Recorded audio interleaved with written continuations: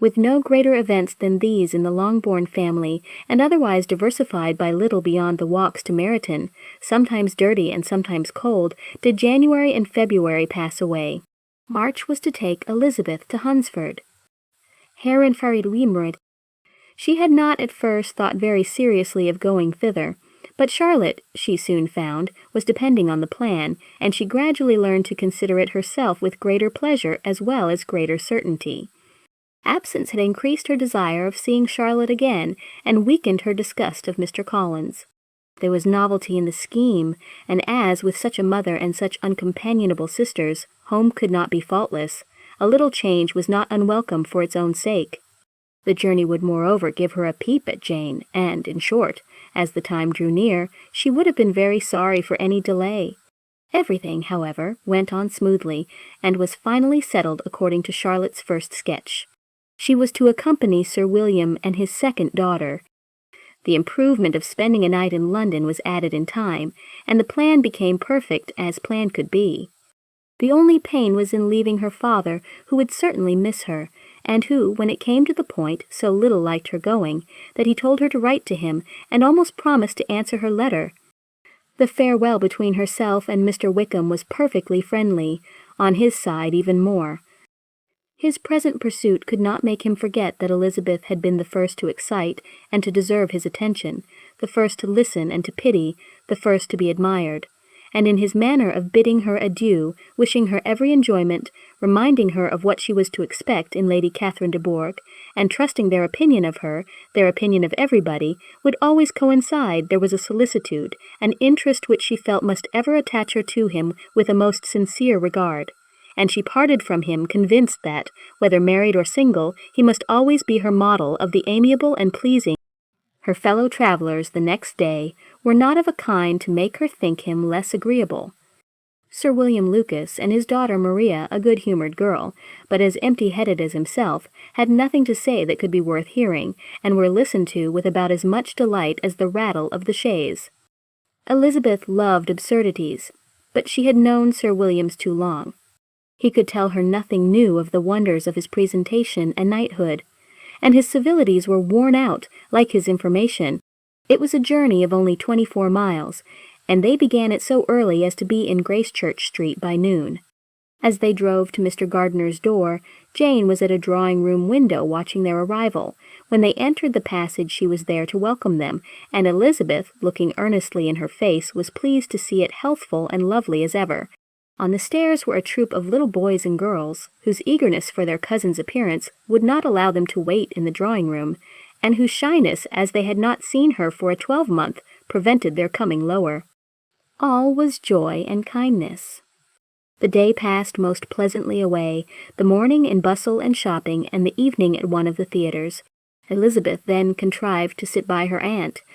Their first object was her sister, and she was more grieved than astonished to hear, in reply to her minute inquiries, that though Jane always struggled to support her spirits, there were periods of dejection.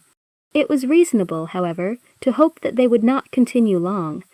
Mrs. Gardiner gave her the particulars also of Miss Bingley's visit in Gracechurch Street, and repeated conversations occurring at different times between Jane and herself, which proved that the former had, from her heart, given up the acquaintance.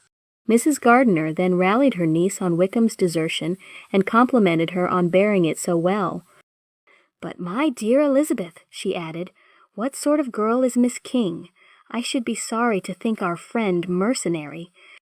"Pray, my dear aunt, what is the difference in matrimonial affairs between the mercenary and the prudent motive? Where does discretion end and avarice begin? Last Christmas you were afraid of his marrying me because it would be imprudent, and now, because he is trying to get a girl with only 10,000 pounds, you want to find out that he is mercenary. If you will only tell me what sort of girl Miss King is, I shall know what to think. She is a very good kind of girl, I believe. I know no harm of her." But he paid her not the smallest attention till her grandfather's death made her mistress of this fortune. "No, what should he?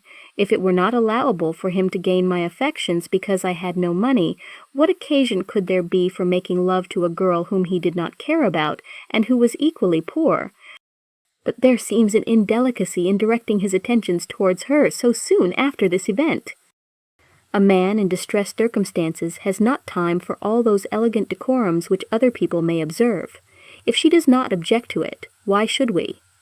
Her not objecting does not justify him. It only shows her being deficient in something herself, sense or feeling.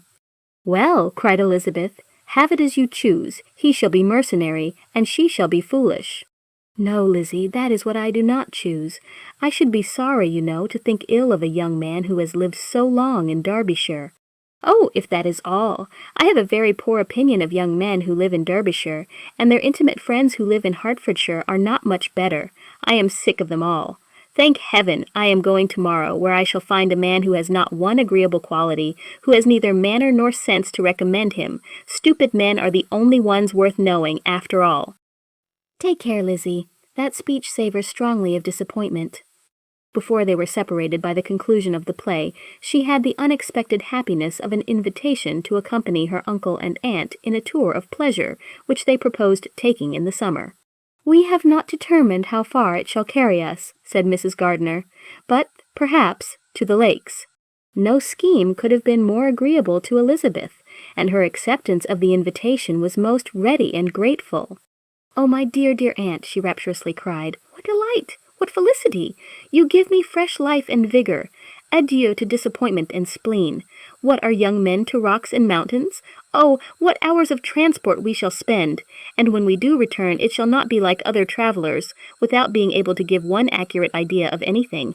We will know where we have gone. We will recollect what we have seen. Lakes, mountains, and rivers shall not be jumbled together in our imaginations. Nor, when we attempt to describe any particular scene, will we begin quarreling about its relative situation.